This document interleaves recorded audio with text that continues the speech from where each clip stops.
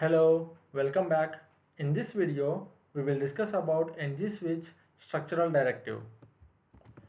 Just like a switch statement in any programming language, ng-switch renders the one section of template based on the switch value.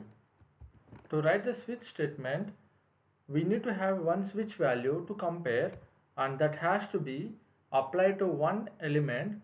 So let's have a div tag, and inside this, within the square brackets, ng-switch and is equal to, here we can write the value. So here I am taking one variable called emotion, and based on the emotion I want to display different labels. Let me create this emotion variable in the home component.ts file, and initially I am keeping this value as happy, and let me save this. And here now we have a variable to compare, and we also need to have a cases, switch case statements to compare this emotion variable value with the actual values. So just like the case statements in any programming language, we also have to write as case statements over here. Let me copy the case statements. Here I have a three case statements called happy and sad and also confused. So here I am comparing this emotion value, the switch value, with this ng-switch case directive.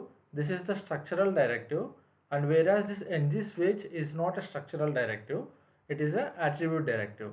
So together ng-switch and ng-switch case, and there is one more thing, one more structural directive called ng-switch default. All these three together makes the ng-switch directive. Let me save this and go to browser, and here now I can see this happy label because the emotion variable is having the value of happy, and that is the reason why this ng-switch value is matching with the first case statement happy. That is the reason why it is displaying happy label and also this div. And if you just inspect this,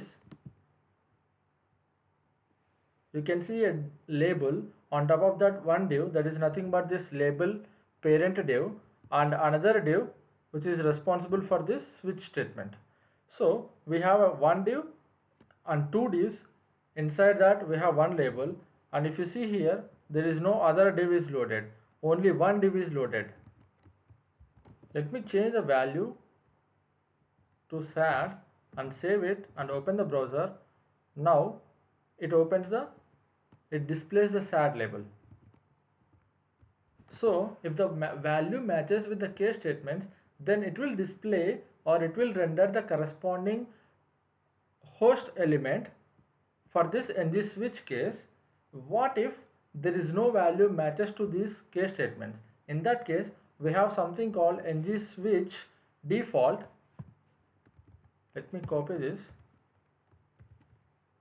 and here in case of ng-switch case, we will have ng-switch default, and if no value matches, so we don't have to compare any value, and here we will say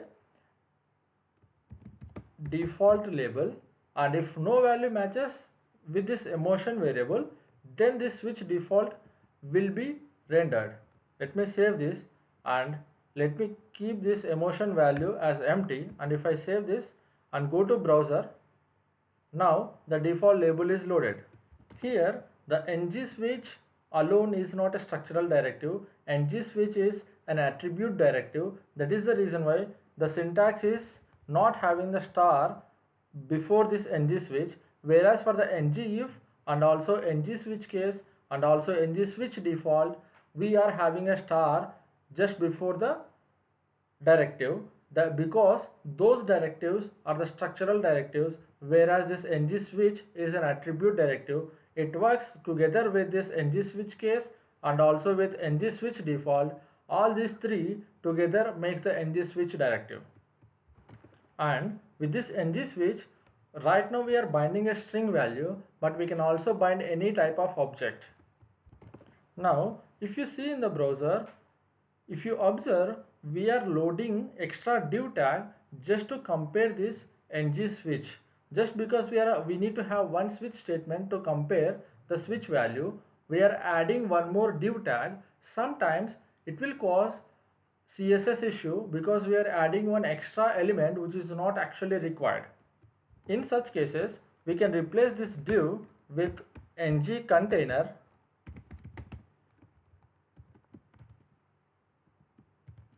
So now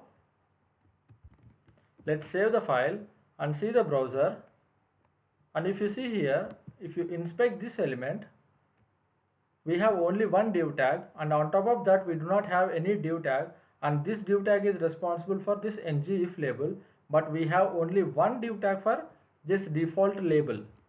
We do not have extra div tag added. The reason is we are now using with the ng container, not with the div. Here ng container is an Angular grouping element that does not interfere with the styles or the layout, because Angular doesn't even add this to the DOM. So by using ng container, as Angular is not adding any extra element, we will not be having any CSS issue because we are not adding any extra element. And if you have observed, in the ng if else or ng if then blocks, we have used ng template. So the difference between the ng template and ng container is ng container will be loaded directly, whereas ng template will not be loaded to the DOM directly. We have to call that explicitly using a template reference variable or in some other way. To compare ng container and ng template, let's have an example. So I will have a div tag inside a ng container and inside a ng template. So here I have a div tag, and inside that I have a label called testing ng container, which is there inside the ng container element, and I also have one div tag. Inside that I have a label called testing ng template, which is there inside this ng template. Now if I save this file and go to browser, I can see testing ng container label, whereas I do not see ng template because we are not calling this ng template specifically from the using template reference variable or anywhere in this template file. That's it for today. Thanks for watching. Have a nice day.